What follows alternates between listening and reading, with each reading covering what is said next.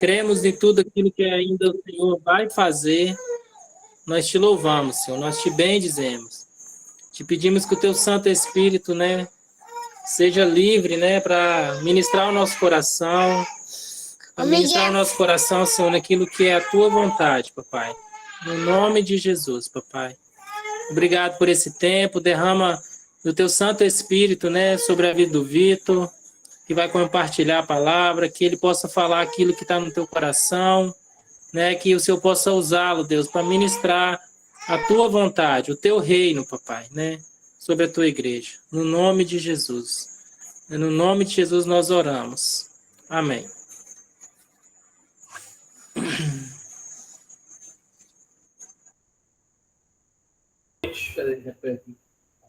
Bom, queridos, boa noite. De novo, né? Como Jeremias me pediu para compartilhar algo aqui hoje com vocês, né? De início, me deu um branco. Eu falei, gente, o que eu vou compartilhar?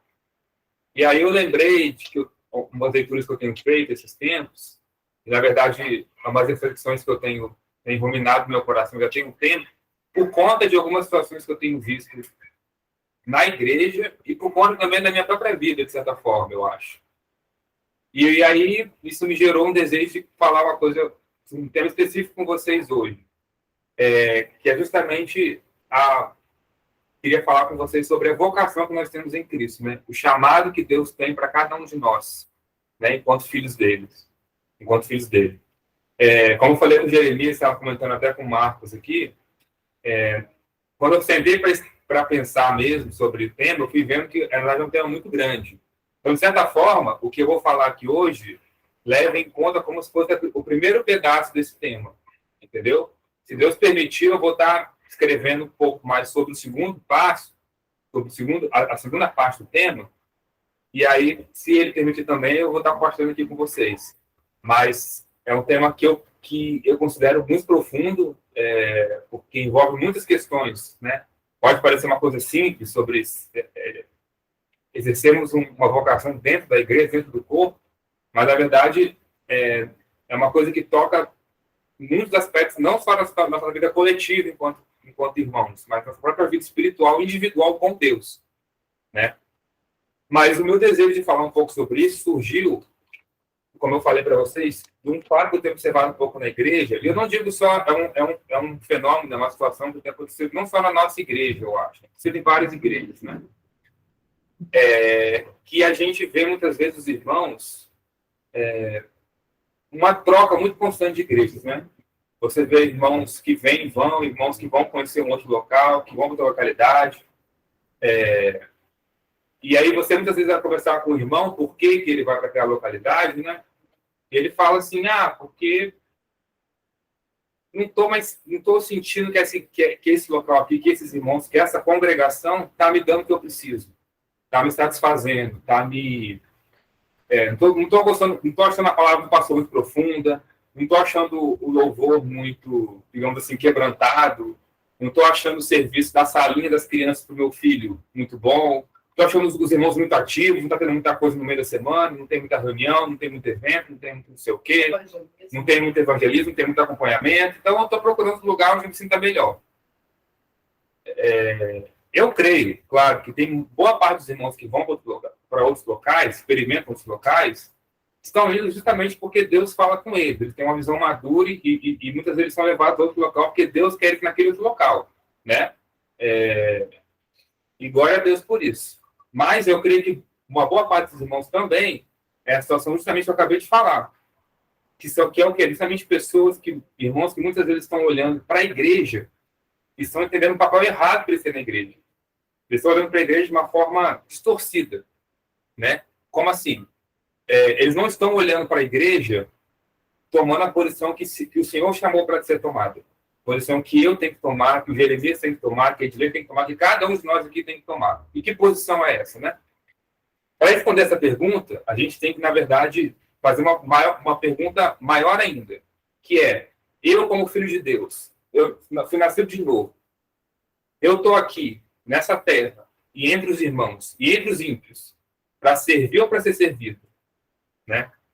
E para responder essa pergunta, como todas as perguntas que a gente faz sobre o reino, a gente tem que procurar na palavra, né? Eu gostaria que vocês abrissem em Marcos, no capítulo 10, versículo 32, até o 45. Eu vou ler aqui rapidinho. Capítulo 10, versículo 32. Todo mundo me escutando direito, gente? Dá o joinha aí se estiver. Todo mundo entendendo. Beleza. Eu sei que ele pediu para dar o like. Deixa o likezinho aí. Se inscreve no canal. Mas vamos lá, né? Iam no caminho, subindo para Jerusalém. E Jesus ia diante deles. Eles maravilhavam-se e a seguiam-se atemorizados. Tornando a tomar consigo os 12, começou a dizer-lhes as coisas que lhe deviam sobrevir, dizendo: Eis que nós subimos a Jerusalém, e o Filho do Homem será entregue aos príncipes dos sacerdotes e aos escribas, e os condenarão à morte, e o entregarão aos gentios, e o escarnecerão, e o açoitarão, e cuspirão nele, e o matarão. E o terceiro dia ressuscitará. E aproximamos de Tiago e João, filhos de Zebedeu, dizendo: Mestre, queremos que nos faça o que te pedimos. Queremos que nos faça o que te pedimos. Ele lhes disse: Que quereis que vos faça? E eles lhe disseram: Concede-nos que na tua glória nos assentemos, uma à tua direita e outra à tua esquerda. Mas Jesus lhes disse: Não sabeis o que pedis. Podeis vós beber o cálice que eu bebo e ser batizados com o batismo com que eu sou batizado? E eles disseram: Podemos. Jesus, porém, disse-lhes: Em verdade, vós bebereis o cálice que eu beber e sereis batizados com o batismo que eu sou batizado. Mas o assentar-se à minha direita ou à minha esquerda não me pertence a mim conceder, mas isso é para aqueles a quem está reservado. E os 10, tendo ouvido isso, começaram a indignar-se contra Tiago e João. Mas Jesus, chamando-os a si, disse: Sabeis que os que julgam ser príncipes dos gentios, deles se assenhoriam, e os seus grandes usam de autoridade sobre eles. Mas entre vós não será assim. Antes, qualquer que entre vós quiser ser grande, seja vosso serviçal. E qualquer que dentre vós quiser ser o primeiro, será servo de todos. Porque o Filho do Homem também não veio para ser servido, mas para servir e dar sua vida em resgate a muitos. Né? Então você vê aqui nessa passagem, né, em que Cristo ele já está antevendo todo o sacrifício que ele vai ser feito lá na cruz, toda a humilhação que ele vai sofrer na mão dos homens. E ele fala isso não como alguém que abnega, né, que nega esse destino, mas que abraça esse destino. E por que ele faz isso? Porque ele tem uma visão muito clara de que ele tá aqui que ele esteve aqui para ser servo, né? Então Cristo, que é o nosso modelo, que é aquele que serve como referência para a nossa vida diária aqui na Terra, ele, que era o único que poderia tomar alguma glória para si, era o único que tinha algum direito de se apostar e falar, né? Eu sou santo, eu sou irrepreensível, eu nunca ofendi o Pai em nada que eu fiz, eu mereço o reconhecimento dele, mereço a glória dele. O único entre nós que poderia, que vai poder dizer isso, enquanto a Terra existir, ele foi justamente aquele que, de bom grado, foi o que tomou o pior sacrifício. Foi aquele que, podendo ser Senhor, escolheu ser servo. Né? Então, se Cristo, que a nossa referência, escolheu ser servo, quanto mais nós, né? Por isso mesmo que ele fala, né? Que nós também beberemos o cálice que ele bebe. Né? A missão de ser servo e de sofrer, que Cristo teve, cabe a nós também, enquanto filhos de Deus aqui na Terra. O mesmo sofrimento que Cristo teve tem que servir como referencial para nós, a vida que nós temos que seguir, de servidão. Né? E, na verdade, é interessante porque há uma grande ilusão sobre a gente poder ser Senhor. Né? Como assim? Quando eu pergunto, nós nascemos para sermos servos ou para sermos servidos, na verdade, não há uma possibilidade de outra resposta a não ser sermos servos. Porque a natureza do homem foi feita para servir.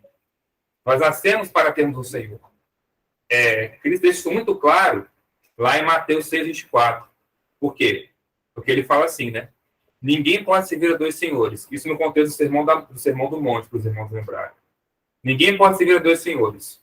Porque ou a de odiar e amar o outro, ou se dedicará a um e desprezará o outro. Não pode servir a Deus e a Mamon. No caso que ele estava fazendo referência a um ídolo específico. Né? Mas é interessante que Cristo, em nenhum momento aqui, por exemplo, ele deixa entender que nós podemos ser senhores de alguma coisa. Nós, de forma inegável, somos servos. Nós nascemos para sermos servos. Por quê? Porque todo domínio das coisas já pertence a Deus. Nada pode ser tirar de Deus e dar para nós. Não tem nada que seja livre que eu possa me apossar. Eu não posso pegar o meu celular aqui e falar assim, esse celular verdadeiramente é meu. Ele não é. Tudo que existe, tudo que eu tenho, seja bens materiais, seja pessoas que eu amo, pessoas que eu tenho afeto, seja o meu trabalho, o meu salário, tudo que eu possuo já é do senhorio do Senhor. Já pertence a Ele, né? Lá em Jó, 25:2 fala, né? O domínio e o temor pertence a Deus. Ele põe ordem nas alturas, que a Ele pertence. Então, assim, o domínio de todas as coisas está na mão de Deus. Aquele que diz que é senhor de alguma coisa está vendo uma ilusão. A gente vê muitas vezes, né, os irmãos, e eu falo como alguém que já passou por isso. Né? Quando o irmão sai da igreja, o que ele fala? Pelo menos o que ele pensa? Eu estou livre. Né? Tipo assim, eu deixei de ser servo, ser aquele cara que tinha uma vida destinada a ser subalterno ao Senhor, ser subordinado e fazer a vontade de Deus. E agora eu faço minhas escolhas. Né? Eu fui emancipado. Eu sou livre. Né? Isso é uma mentira. Porque eu só troquei de Senhor. Quando eu abandono o Senhor, ou quando eu não conheço o Senhor, quando eu digo não a Deus, porque eu não quero me vincular, não quero me tornar escravo, não quero me tornar servo, eu estou me enganando, porque eu não estou servindo, eu só estou deixando de servir a Deus. Mas eu estou servindo a outro, eu estou servindo a outra coisa. Estou servindo ao inimigo. Eu me torno escravo do pecado. Eu me torno refém dos meus desejos e minhas vontades e do domínio que Satanás exerce sobre a minha vida se ele quiser, se eu estiver fora da unção que Deus tem para mim. Né? Então, na verdade, não há possibilidade de outro caminho que não da servidão. E aí, a gente tem que entender justamente isso. Né? Se nós somos servos, nós vamos estar servindo alguém o tempo todo. E aí, se não estou servindo a Deus, eu estou servindo outra coisa. Não existe campo neutro. Não há nada que eu faça, que eu pense ou que eu sinta que não sirva a um propósito de servidão. Se eu não estiver servindo a Deus com o que eu faço na minha vida, eu estou servindo a outra coisa. E não é nem a mim mesmo. É alguma coisa que eu posso até achar que não vai me dominar, mas está me dominando naquele momento. Seja um pecado, seja algum sentimento negativo, alguma coisa. Né? E tudo aquilo que não é de Deus provém do inimigo. Né? Não existe algo que não provém de Deus, não provém do inimigo. Ou a coisa vem de Deus, ou ela não vem de Deus e vem do inimigo. Né? E para confirmar essa posição que nós temos daqueles que são servos e daqueles que não estão em Deus, estão mortos, né? Na verdade, aqueles que não estão em Deus são reféns, Paulo fala isso muito claramente em Efésios 2:1-3. Se alguém quiser abrir aí, eu vou ler aqui, mas fiquem livres para acompanhar ou não. Paulo fala, né? Sobre justamente a redenção que Deus gera em nós, né? Ele fala. Efésios 2:1-3. E ele fala o quê, né? E vos vivificou, estando vós mortos em ofensas e pecados, em que no outro tempo andaste segundo o curso deste mundo, segundo o príncipe das potestades do ar, do espírito que agora opera no espírito da desobediência, entre os quais todos nós também andávamos nos desejos da nossa carne, fazendo a vontade da carne dos pensamentos, e éramos por natureza filhos da ira, como os outros também. Então você vê que Paulo aqui todo tempo ele usa termos como filho, né? Como fazendo a vontade do pecado. Ou seja, todo o tempo uma posição de subordinação. Fazendo a vontade? Perdão. Cadê? Andaste, segundo o príncipe... Perdão. Andávamos nos desejos da nossa carne. Né? Ou seja, andávamos segundo alguma coisa. Nós não andávamos por conta própria. Sempre foi segundo algo. A diferença é que antes de conhecermos a Deus, nós andávamos segundo a vontade do inimigo, referente aos nossos pecados e dos nossos delitos. E depois que nós somos nascidos de novo, nós passamos para um novo Senhor, que é Deus. Nós reconhecemos o novo senhorio sobre nossa vida. Nós trocamos de mestre. E a gente tem que ter essa visão, a gente tem que partir dessa premissa para a gente entender o papel a gente tem que desempenhar na igreja. Para que eu estou aqui? Por que o Vitor? Por que o Ronaldo? Por que o Edmilson? Por que eu estou aqui? Qual é a minha função? Porque se eu acho que eu não tenho função, eu estou me enganando. Se eu acho que eu não nasci para estar aqui, se eu não nasci para servir aqui, eu estou me enganando. Eu estou servindo, só não estou servindo a quem eu tenho que servir. Né? E aí, qual que é a grande questão, né? Então, por que a gente hoje, então a gente responde a primeira pergunta que eu falei, né? Nós, então, nascemos para servir ou para sermos servidos? Para servir. Não há outra opção. Nós nascemos para servir. E aí nós temos que escolher a quem nós vamos servir. E nós todos aqui escolhemos servir a Deus. Né? Não, creio que não há dúvida disso. Todos nós, nascidos de novo, entendemos que o nosso Senhor é Deus. Né? Mas então o que acontece? O problema é justamente porque a gente às vezes não coloca isso na nossa mente de forma correta. Então a gente voltando para o questionamento que eu trouxe lá atrás, para a crítica que existe dentro da igreja. Quando a gente acha que o nosso papel na igreja é justamente de ficar esperando que os outros nos sirvam, a gente acaba encarando a igreja como um buffet, uma espécie de restaurante, em que eu chego lá e vou olhando cada prato, e eu vejo se aquele prato me agrada. Então, olho lá, aqui tem um bobó de camarão. Ah, mas eu não estou com a fim de bobó agora. Vou ver aqui, aqui tem um arroz. Ah, mas esse arroz aqui não é integral, eu gosto de arroz integral. Ah, passei no restaurante, cara, não tem nada que me agrade, nada que me satisfaça, que me complete. Vou no próximo restaurante, ver se eu acho alguma coisa que vai me saciar. É assim que muitas vezes a gente olha para a igreja. Então, eu olho para a igreja e vejo uma falha, eu não vejo aquela falha como algo que eu posso ajudar a consertar. Eu vejo aquela falha como algo que não vai me servir. Entendeu? Então, é um ponto que não me agrada. Então, fui na reunião hoje, achei a palavra tão ruim, aquele pastor ali, aquele irmão que falou, ele tem didática, ele é confuso, ele se atrapalhou, enfim, gostei não. Vou ficar indo mais algumas vezes aqui, mas se eu não gostar, eu vou procurar outra daqui a pouco. Entende? E aí a gente trata justamente isso, como algo que está ali para me saciar espiritualmente, né? Como se eu, por exemplo, entender a palavra de Deus e buscar a palavra de Deus dependesse do pastor que está ali na frente falando para mim. Entende?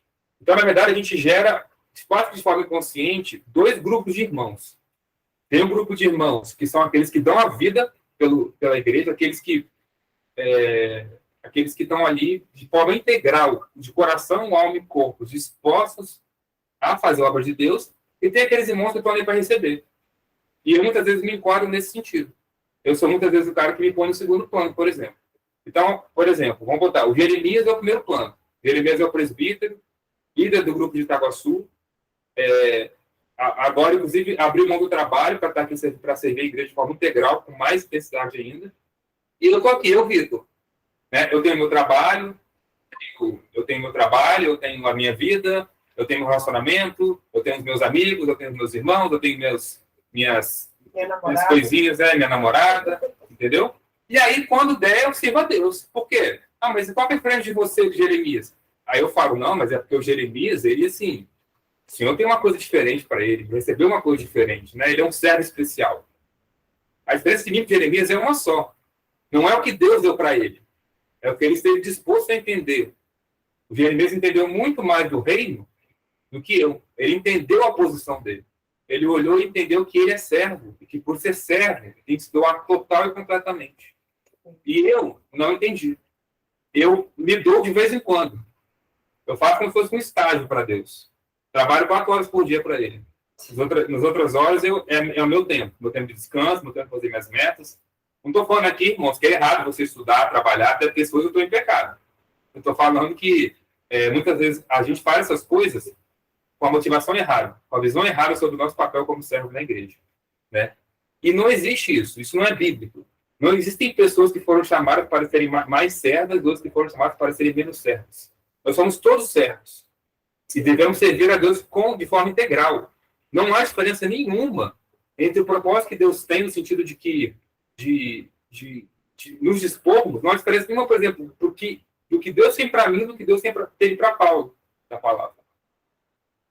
Eu posso fazer uma coisa diferente do que Paulo fez. Eu posso ter outro caminho que Deus tem para mim. Posso ter um ministério diferente, um chamado diferente, mas a ideia de se doar integralmente, como Paulo fez, por exemplo, é a mesma para todos nós. É o desejo que Deus tem e o propósito que Ele tem para cada um de nós. Amém. Não há meio termo. Não há uma possibilidade de eu ser meio servo. Se eu sou do Senhor, eu sou do Senhor. Eu sou de propriedade de Deus. Então, a minha vida tem que seguir num curso em que eu seja integralmente doado a Deus. Né? E aí, quando a gente entende isso, então, quando a gente passa a visualizar a igreja dessa forma, eu vou começar a olhar para a falha que eu vejo na igreja, não como algo que me afasta da igreja, mas como algo que me incentiva a buscar ajudar a sanar aquela falha. Se a gente tivesse uma visão, falando uma fala um pouco, digamos assim, radical, mas se a gente tivesse essa visão plena no nosso entendimento, no nosso coração, a gente nem ia procurar a igreja que estivesse mais completa. A gente ia procurar a igreja que estivesse com mais problemas. Porque a gente ia olhar e falar, olha, essa igreja aqui, ó, tem problema, o pastor não é maduro espiritualmente suficiente, o louvor, eles não estão realmente buscando o Senhor, não estão treinando como devia. É um desastre a igreja. É aqui que eu tenho que ficar. É aqui que o Senhor vai me usar. É aqui que eu sou útil. É aqui que eu posso contribuir para ajudar. E não o oposto.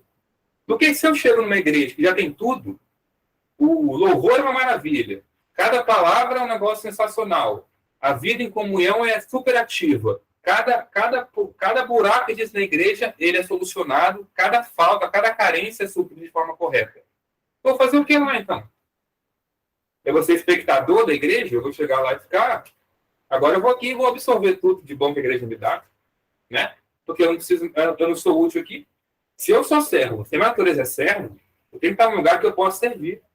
Eu tenho que procurar um lugar em que eu possa servir. Eu tenho que procurar um ponto onde eu seja útil. Senão eu não estou seguindo aquilo que o Senhor me chamou. Estou vivendo uma vida em que eu estou me enganando. Eu não estou carregando a cruz de Deus. Eu estou justamente agindo como o ímpio, por exemplo, que busca ficar se satisfazendo. Eu estou me satisfazendo com a igreja, e não com o pecado. Mas ainda assim, é um propósito que não é o que eu creio que o Senhor não tem para nós. Né?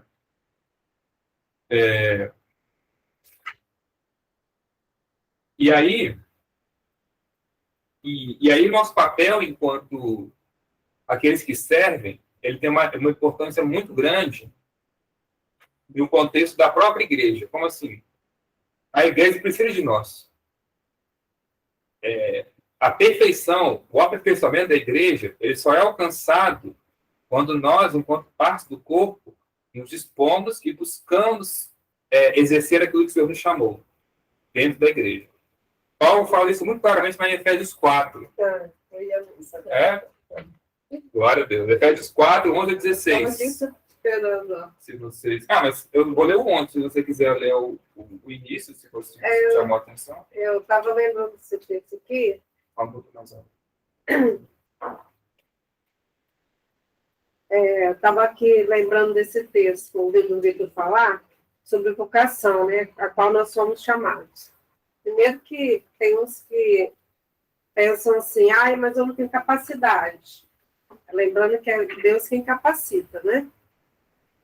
Como o Vitor falou, Deus usa não os capacitados, mas os disponíveis, né? Porque a capacidade ele dá. E Paulo fala assim, em Efésios 4:1. Rogo-vos, pois, eu, prisioneiro no Senhor, que andeis de modo digno da vocação a que foste chamado, com toda humildade e mansidão, com longanimidade, suportando-vos uns aos outros em amor, esforçando-vos diligentemente por preservar a unidade do Espírito no vínculo da paz. Há somente um corpo e um Espírito, como também foste chamados uma só esperança da vossa vocação. Há um só Senhor, uma só fé, um só batismo, um só Deus e Pai de todos, o qual é sobre todos, age por meio de todos e está em todos. Como o Vitor falou, né? Deus age por meio de todos. Então, não tem o maior ou menor, né? Todos são servos, né? Existe a questão da disposição, né? Qual é a sua motivação, né? Exatamente isso. O chamado é para todos. Não existe nenhum cristão na face da terra convertido de fato que não tem um chamado. Não existe. Não existe nenhum cristão que não tenha algum dom que o Senhor tenha para dispensar. Para um dom, um chamado, um agir que ele queira que faça. Não existe alguém que escapou do plano dele, que ele criou um plano em que alguns ficaram sobressalentes ali.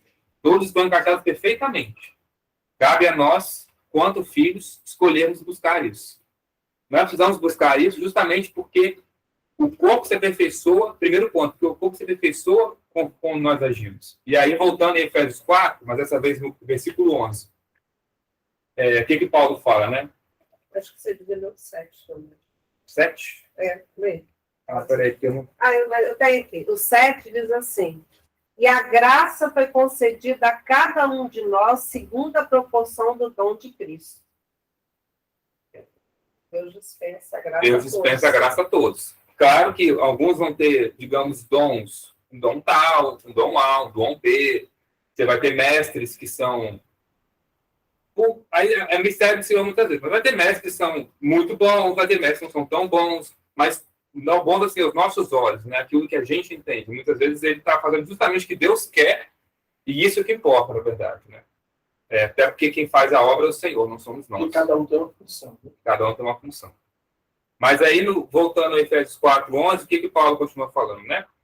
E ele mesmo deu uns para apóstolos, outros para profetas, outros para evangelistas e outros para pastores e doutores, querendo o aperfeiçoamento dos santos, para a obra do ministério, para a edificação do corpo de Cristo, até que todos nos acheguemos à unidade da fé, ao conhecimento do Filho de Deus, ao homem perfeito, à medida da estatura completa de Cristo, para que não sejamos mais meninos inconstantes, levados em roda por todo o vento de doutrina, pelo engano dos homens que com astúcia se enganam fraudulosamente. Antes, seguindo a verdade em amor, cresçamos em tudo naquele que é a cabeça, Cristo, do qual todo o corpo, bem ajustado e ligado pelo auxílio de todas as juntas, segundo a justa operação de cada parte, faz o aumento do corpo, para a sua edificação em amor. Então você vê quando ele fala, né, que a qual todo o corpo, bem ajustado, ligado pelo auxílio de todas as juntas, segundo a justa cooperação de cada parte, faz o aumento do corpo. Ou seja, porque as juntas estão ligadas e porque é um auxílio mútuo entre essas juntas, o corpo cresce. Ele fica fortalecido e ele aumenta, inclusive. Então, quando eu estou bem ajustado, quando eu entendo a minha função dentro da igreja, eu me coloco na posição que Deus tem para mim dentro da igreja. Quando eu digo dentro da igreja, dentro do corpo, não é um espaço físico, não é um evento, a reunião, mas o corpo, né? O conceito de igreja estabelecido por Cristo. Quando eu estou na posição que Deus quer para mim, naquele momento, e tem outros irmãos que estão assim também, a gente se aperfeiçoa enquanto corpo. Só ali eu posso me completar. Então, por exemplo, quando Jeremias toma a posição dele de buscar uma palavra que Deus fala para ele, muitas vezes vai ser justamente o que eu preciso de ouvir num dia. Assim, uma vez que eu estiver mal num dia, eu preciso ouvir uma palavra do Senhor específica sobre algo na minha vida, e Deus deu para Jeremias essa palavra. Jeremias vai e me fala, ó, é isso, isso, isso. Já imagino que a maioria aqui, pelo menos, em algum momento já passou por isso. De ser edificado por um irmão. O irmão chegar para ele e falar assim, ó, Vitor, Deus me mandou falar isso aqui de você, cara. Ou, às vezes, Deus fala pelo próprio irmão mesmo. Deus manifesta com o irmão e fala diretamente a você. Eu já passei por situações assim, e para mim são marcos inesquecíveis da minha trajetória enquanto cristão. E isso é possível porque foram irmãos que se colocaram à disposição. Porque foram irmãos que escolheram falar, Senhor, eis-me aqui. O Senhor me quer aqui, vamos botar aqui. E ali, quando ele se dispõe, o Senhor usa. Né? Então, assim, é necessário para a igreja crescer e se fortalecer, crescer, amadurecer na fé, que nós desempenhemos a função, aquilo que o Senhor nos chama. Então, o chamado ele é útil do ponto de vista coletivo. Mas ele também é útil do ponto de vista individual. Como assim?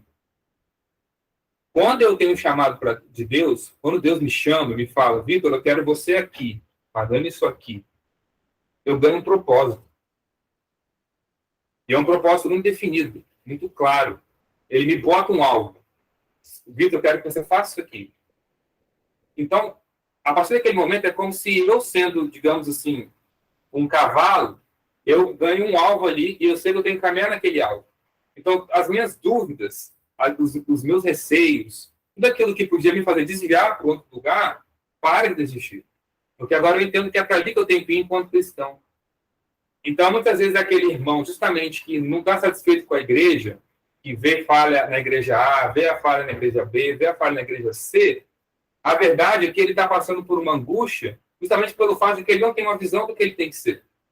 Porque ele não entendeu ainda em Deus o que Deus tem para ele. Onde ele quer ele? Fazendo o quê? Se ele tivesse toda essa angústia de achar a igreja perfeita, de estar no lugar perfeito, isso desapareceria. Não importa o quão ruim o estado da igreja estivesse, não importa o quão ruim a característica ele fosse, ele entender, mas Deus me quer aqui fazendo isso. Isso não tem conforto maior do que você ouvir Deus falar assim, olha, Vitor, é para você estar aqui fazendo isso aqui. Porque aí, meu amigo, pode vir o que for, pode vir dificuldade, pode vir gente falando que você não era para estar ali, que era para você... eu vou usar um exemplo meu. Todo mundo aqui sabe que eu trabalho aqui na Polícia de Itaguaçu, né? O que muitos não sabem aqui é que a polícia nunca foi meu sonho. Eu nunca estive... trabalhar na polícia nunca foi uma coisa que meu coração desejou. Nunca foi algo que eu olhei e falei, nossa, é isso que eu quero para minha vida, é isso que eu me vejo fazendo, e tal, e tal. E já estive ao ponto, no curso de formação, professor que chegar para mim e falar assim, ó, Vitor, não é para você estar aqui, não. Você não serve para isso. Falar basicamente isso. Você não serve para isso. Mas Deus me confirmou que ele me queria na polícia. Usou, inclusive, um irmão para me confirmar isso. Que ele queria me usar aqui, que ele tinha... ele falou algumas coisas lá para mim, né? E ele deixou claro, a posição que você está na polícia hoje, você está na polícia porque eu quero que você esteja, porque é da vontade de Deus que eu esteja. E aí, meu amigo, não tem nada mais reconfortante você entender isso. Porque aí pode vir a tribulação, pode vir qualquer um falar, você, rapaz, não é pra você estar aqui não, você não é bom nisso. Ou até o oposto, falar, rapaz, você é muito bom, fica mais. Ou vai para um outro posto, um posto melhor. Tudo isso desaparece, porque aí você tem o foco definido. Não tem mais dúvida. Não tem mais insegurança, não tem mais angústia, né? O mundo hoje vem de uma imagem de que a liberdade, de que a ideia de que você não ser servo é a melhor coisa que existe, né? Porque essa ideia de você tem uma missão para cumprir, tem, digamos assim, um general te dando uma ordem, você tem que cumprir ela, isso aí é horrível, não é uma vida boa viver isso, uma vida enfadonha, uma vida chata. Mas aí você olha o mundo. Hoje, talvez mais do que nunca, ou talvez em uma escala em que ocorreu poucas vezes na história, o homem nunca teve tanta liberdade. Hoje você pode fazer isso o que você quiser. Você, inclusive, pode ser uma mulher se você quiser, mesmo sendo um homem. Ou o oposto. Ou não ser nada. Você pode ser uma mulher e falar que você não é nada, ou que você é homem de manhã, mulher à noite, ou dependendo do horário você é mulher, depois volta a ser homem, depois volta a ser mulher, enfim. Você pode ser o que você quiser. Você pode escolher a profissão que você quiser. Você pode escolher com quem você vai se relacionar. Você pode escolher tudo é permitido praticamente. E você nunca viu uma geração, por exemplo, eu falo pela minha geração e pela geração mais nova que a minha, uma geração tão depressiva e tão angustiada. Uma geração que não tem propósito. Uma geração que para e olha, Senhor, o que eu estou fazendo aqui? Não Senhor, né? Porque nem Deus eles conhecem muitas vezes, mas o que eu estou fazendo aqui? Eu não tenho propósito, eu não tenho porquê de viver. Eles têm acesso a todos os prazeres da vida. Sexo, drogas, bebida, prestígio, conhecimento, tudo está acessível, tudo. Nunca foi tão fácil conseguir essas coisas, talvez. E ainda assim, eles não são satisfeitos. Por quê? Porque não há propósito na vida deles. E muitos cristãos também vivem assim hoje. Mesmo sendo cristãos, estão angustiados, estão depressivos. Por quê? Porque não entenderam a função ainda. Eles entendem que são servos, entendem que são filhos de Deus, mas eles não pararam para realmente buscar e falar, Deus, aonde o Senhor me quer? Fazendo o quê? Porque tem uma coisa para eu fazer. Tem algo específico. Eu quero ouvir o Senhor. E aí são pessoas que vivem batendo cabeça umas com as outras. Vivem batendo cabeça. Ficam ali, ó, não sabem para que lado vão. Então, o propósito que Deus dá, ele é importantíssimo para a minha própria identidade enquanto cristão. Cristo, por exemplo, sabia perfeitamente quem ele era. Mas por quê? Porque ele também entendia o propósito dele. Ele sabia qual era a função dele aqui na Terra. Ele sabia de onde ele veio e para onde ele teria que ir e o percurso que teria que ser feito durante esse caminho. A missão dele aqui na Terra, né?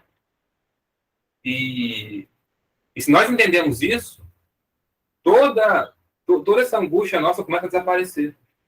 E aí a paz começa a reinar em nós. E aí muitas coisas nós teríamos, às vezes até inveja, orgulho, às vezes, eu queria ser igual aquele pastor que fala tão bem, eu queria ser igual aquele irmão que canta tão bem. Isso começa a ir embora também, porque você vê que você tem um propósito com Deus, você e Deus. Uma missão que Deus te deu individualmente.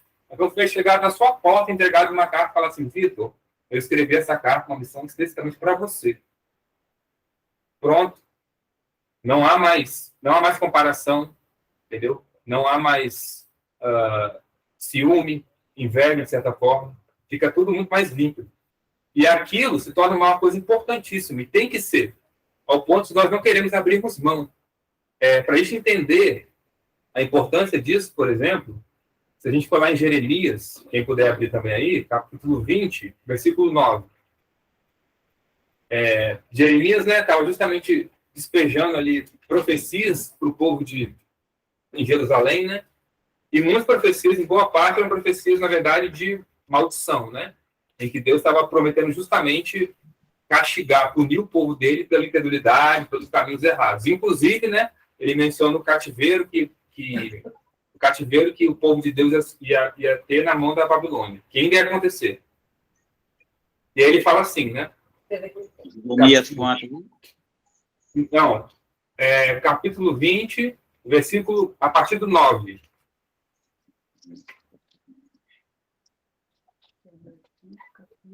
A partir do 9. Ele fala assim, né?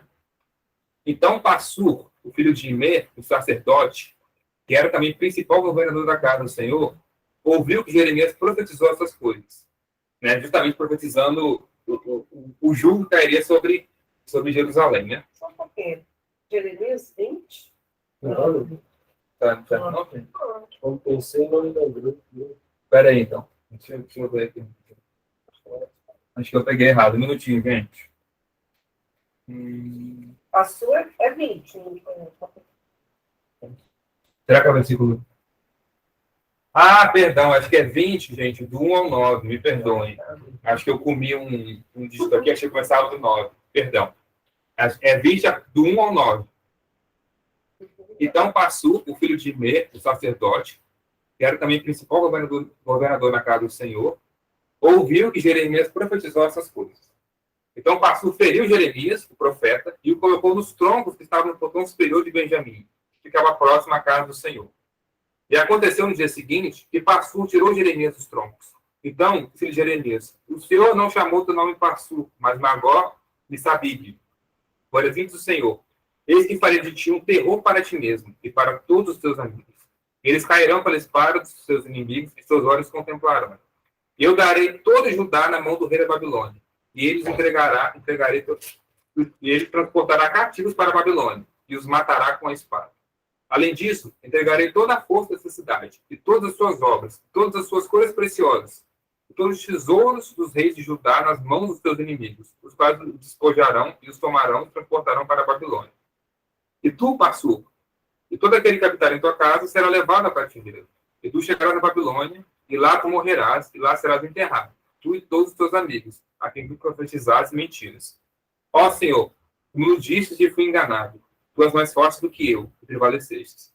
Diretamente sirvo de escárnio, todos zombam de mim. Porque desde que eu falei, clamei e gritei, violência e saque. Você vê que aqui Jeremias está falando com Deus, angustiado. Porque a palavra do Senhor tornou-se uma desonra para mim, é um escárnio diariamente. Então eu disse, eu não farei menção dele, nem falarei mais em seu nome. Mas a sua palavra estava em meu coração como um fogo ardente trancado em meus ossos. E fiquei cansado de tanto me conter, e não posso mais. Você vê aqui, então, que após mais uma vez trazer uma profecia pesada, que trouxe aflição física e moral e espiritual para Jeremias, ele chega por um momento a querer negar o chamado dele.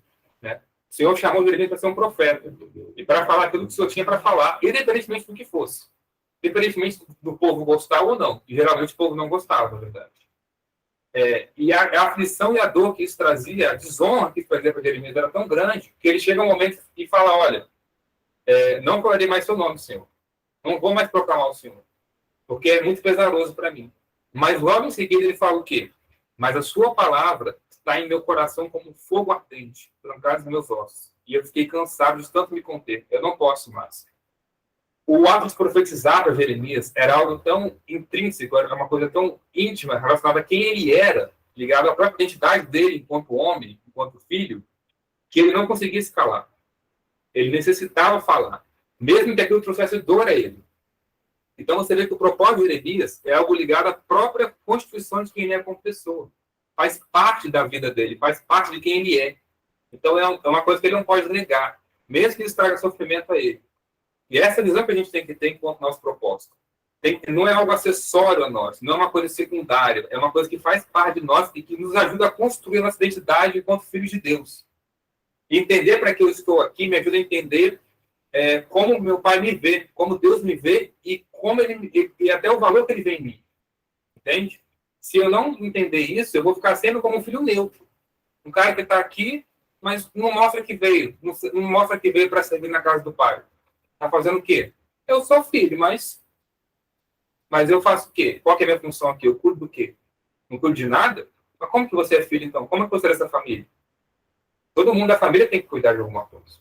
Todo mundo tem que ter um propósito bem definido. Né? E aí... Bom, e aí, basicamente, essa primeira parte é sobre isso. Eu queria falar um pouco mais, mas eu tenho que sentar e escrever mais sobre isso, justamente sobre a vocação, entendendo o que a vocação é. Né? Essa primeira parte eu busquei trazer, de acordo com tudo que o senhor falou comigo, ao meu coração, sobre a importância de buscar a vocação. Nós precisamos entender por que nós estamos aqui. Enquanto a gente não entender isso, a gente não vai se completar enquanto filho. A gente não vai entender uma porção do evangelho, do mistério que Deus tem para a nossa vida, que é importantíssima para a gente prosseguir na caminhada, nossa carreira com Cristo e com Deus. E aí o segundo passo é justamente aprender um pouco mais sobre o que é a vocação, entender o que de fato é ser chamado, entender os caminhos que o Senhor tem e todas as, digamos assim, as peculiaridades disso. Mas isso eu queria trazer outra oportunidade para vocês. Mas basicamente é isso. Eu queria, assim, primeiro deixar claro que essa palavra, antes de fazer efeito em você, tem que fazer efeito em mim. Não é uma palavra morta. Não é só doutrina fria. Eu sou um necessitado também que precisa entender isso de forma mais clara ainda. Para que eu me doe, eu possa me doar total e completamente a Deus. Estar totalmente disposto a abrir mão de tudo aquilo que eu tenho, que eu sou para servir. Né? E nós todos precisamos ter essa visão. E ao contrário do que a gente pensa, do que o mundo quer fazer a gente pensar, abrir mão de todas as coisas é justamente a forma de a gente achar propósito. É a forma de a gente se achar. A gente abre mão de que a gente é que nós nos encontramos em Deus. Quando a gente não fizer isso, a gente vai tentar se encontrar em nós mesmos. Vamos viver sempre em crises. Crise sobre quem eu sou, crise porque alguém falou alguma coisa de mim, crise porque eu estou duvidando de mim mesmo, crise porque aconteceu alguma coisa que questionou a minha capacidade. Agora, se eu digo que eu não sou nada, que toda a capacidade vem de Deus, e que eu só vou fazer aquilo que Ele me permite fazer, e aquilo que Ele me chamou para fazer, então não tem que me questionar de mais nada. Porque está tudo nas mãos de Deus. Porque foi para Ele que eu entreguei. É isso, amados. Espero que eu tenha conseguido ser claro. Eu sei que eu falo rápido. Às vezes fico um pouco confuso. Se for alguma coisa ruim, eu peço perdão. E se alguém achou uma falha, que também... procuro na palavra para poder me consertar e poder me ajudar eu a me aperfeiçoar em Cristo. Amém. Isso aí. Glória a Deus. Alguém quer comentar alguma coisa, quer falar? Eu vou dar, Marcos. Amém. Eu já estou ansioso na segunda parte. É verdade. Assim, muito... Apesar do Vitor falar rápido, como ele disse, né? Foi bem claro, deu para entender muito bem. Né? Glória a Deus, né? Por essa palavra, assim. Me chamou mais a atenção, né? Foi quando o Vitor fala sobre a liberdade, né? Essa falsa liberdade, né? Que o mundo prega, né? Você é livre, né? E isso está cada vez mais fluente, assim, né, nos dias de hoje, né? Hoje você é livre até para trocar de nome, se você quiser, né? Você achar que o nome que seu pai te deu não tá bom, você pode, né? Cada vez mais, assim, mais... Por outro lado, como o Vitor disse também, você vê cada vez mais a geração cada vez mais infeliz, né? Infrutífera, né? Porque, na verdade, não há liberdade, né? São escravos de si mesmos, né? São escravos da sua carne, da sua vontade. Tem um texto lá em Gálatas, né? Abre para mim, irmão. que fala que o espírito milita contra a carne, né, e a carne contra o espírito para que a gente não faça aquilo que é a nossa vontade, né? Então, assim, há de fato essas personalidades em nós, né? De que, de fato, nós não somos, nunca vamos ser livres no sentido de estarmos obedecendo a nós mesmos, no sentido de ser livre. Não, nós vamos sempre ter um Senhor. Se não estamos obedecendo o Senhor, ao Deus dos céus, ao Deus criador de todas as coisas, nós vamos estar obedecendo a outro, né? Deixa eu ver se eu acho o texto aqui.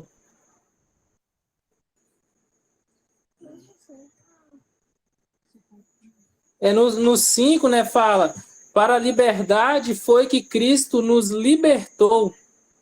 Né? Permanecei, pois, firmes e não vos submeteis de novo a jugo de escravidão.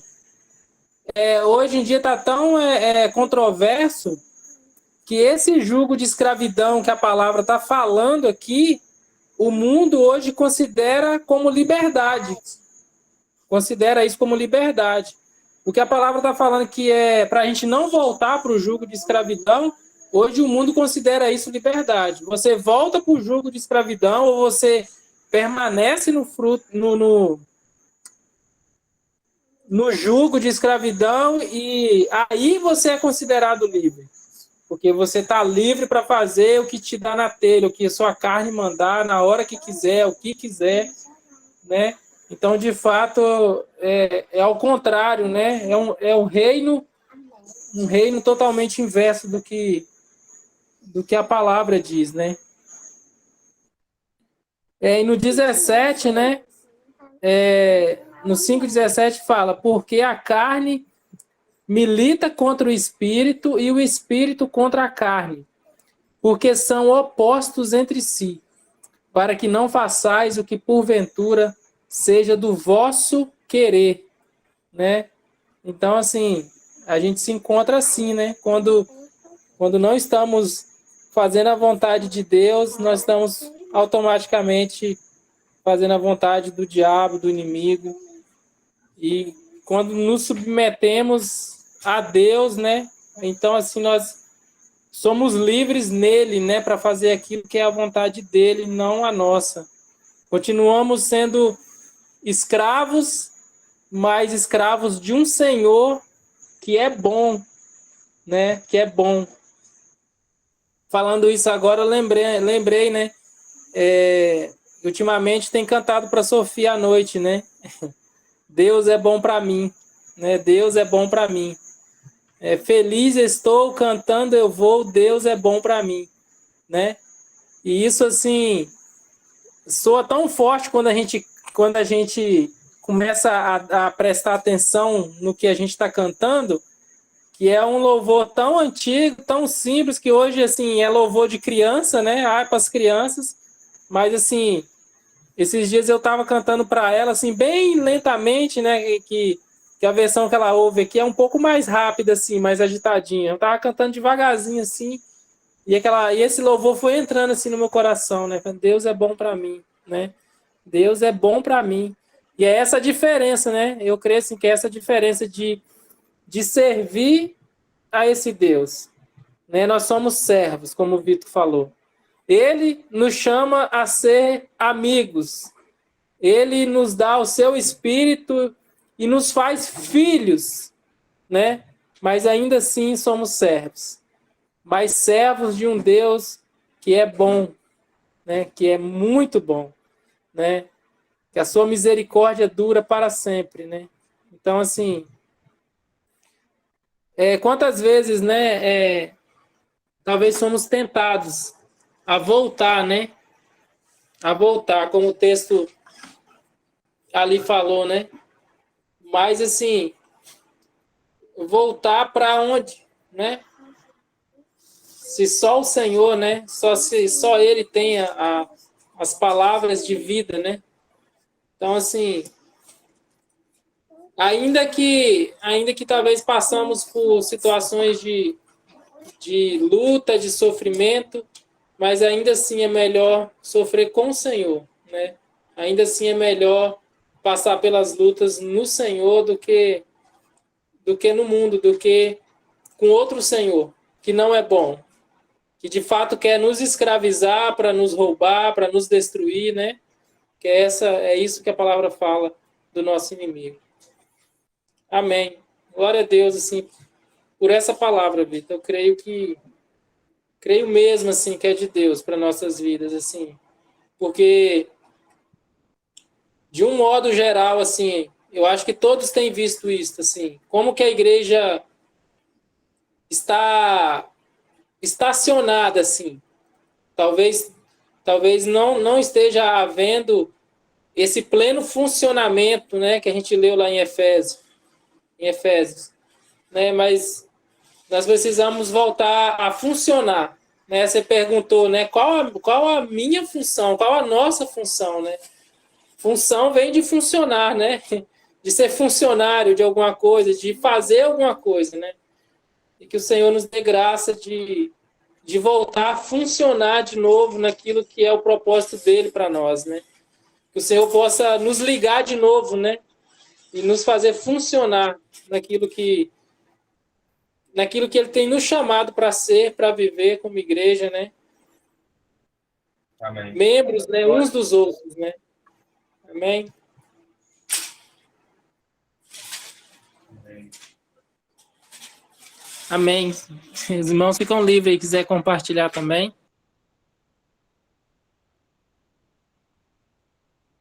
Mais alguém? Alguma coisa? Glória a Deus pela palavra, né? Tremendo, realmente nós precisamos, né, entender isso bem. Certo? Foi muito tremendo o que o Vitor colocou, né? Entender isso, né? Nós temos uma função. E, às vezes, nossa função não é igual ao do outro. E talvez seja esse o grande problema, né? A gente quer ser o que Deus não nos chamou a ser. Aí está a complicação. Inclusive, eu estava vendo um vídeo do Instagram, um vídeo curtinho, de um pastor que eu gosto de seguir. Ele está falando um pouco sobre isso, né? A gente também glamoriza muita coisa, né? A gente muitas vezes olha para um chamado e fica pensando, querendo ou não, até de forma inconsciente, um pouco da ideia da glória, né? De uma posição de destaque onde eu serei visto. Aí esse pastor estava falando, né? Que ele chega para os irmãos que tem desejos do pastoreio e pergunta: você fala que você quer ser pastor e tal, mas como que você vê sendo pastor? Aí ele fala que a resposta sempre faz a mesma, que a cara se vê no púlpito lá falando, entendeu? Pregando uma palavra ou estudando a palavra e tal, e ele fala que ser pastor é muito mais que isso. Ser pastor, ele deu um exemplo lá, é você ir na boca de fundo buscar o irmão jovem drogado que caiu no pecado de droga de novo. É você estar ali com a família que está com o lar quebrado, ouvindo ela e está ali, enfim, pastoreando ela. É justamente a ação por baixo dos panos que ninguém vê. Uma parte muito importante é justamente essa coisa que ninguém vê. É a coisa de ir lá individualmente você cuidar das vidas, né? Ele deu exemplo mais ou menos assim. E aí as pessoas glamorizam chamados, né? E acham que é igual um exemplo esdrúxulo, né? Mas é o cara que acha que Deus chamou ele para limpar a cadeira, que é um chamado menor do que o que Deus chamou o cara para pastorear. Não tem isso para Deus. Chamado é chamado. Ele não vai aumentar o nível que ele está pedindo. Ai, Deus, eu queria um chamado para dar. Você me chamou aqui para falar para 3 pessoas. Eu queria que você me chamasse para falar para 10.000 pessoas. Para quê? Você quer isso porque você quer servir melhor a Deus ou porque você quer estar numa posição que mais destaque, né? E aí você fica se comparando. Onde você tirou ela, você vai colocar, tá?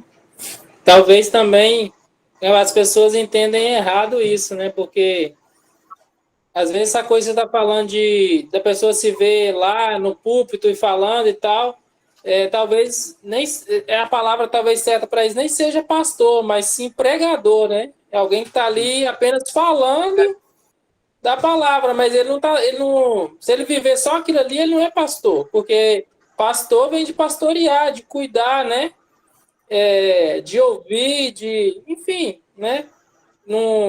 Aquilo ali, talvez qualquer um com um pouco de interpretação, com um pouco de pessoa que fala bem, né, vai fazer. Talvez outro que nem fale tão bem, ele vai conseguir pastorear pessoas muito melhor, né? Vai conseguir cuidar de pessoas muito melhor do que esse que talvez que fala bem, né, no púlpito para muitas pessoas, né? Então, as pessoas acho que também um pouco confundem isso aí, né? Questão de pregador e pastor, talvez. Sim. Amém.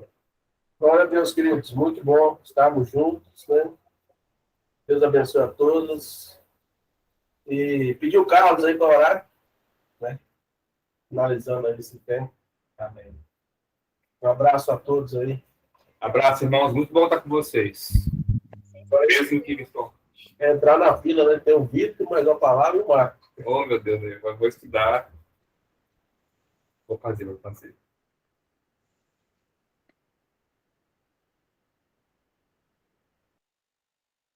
Obrigado, Deus. Senhor, em nome de Jesus, que essa palavra possa verdadeiramente cair no nosso coração, Pai.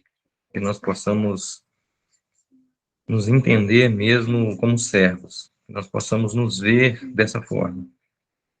Pai, que o Senhor possa realmente nos transformar. Fazer aquilo que o Senhor achar necessário para que essa mudança aconteça. Nós entendemos, Deus, que muitas vezes negligenciamos essas situações. Negligenciamos a Tua palavra. Queremos ser livres, quando na verdade nos tornamos escravos do pecado, Pai. O Senhor possa nos trazer clareza dia após dia, Pai. Em nome de Jesus, agradecemos ao Senhor por mais essa oportunidade de crescermos um pouquinho mais na palavra do Senhor. O Senhor possa, Deus, estabelecer o Teu reino em nosso meio, a cada momento, a cada instante, a cada pensamento nosso, Papai. Em nome de Jesus, louvado seja o nome do Senhor. Amém.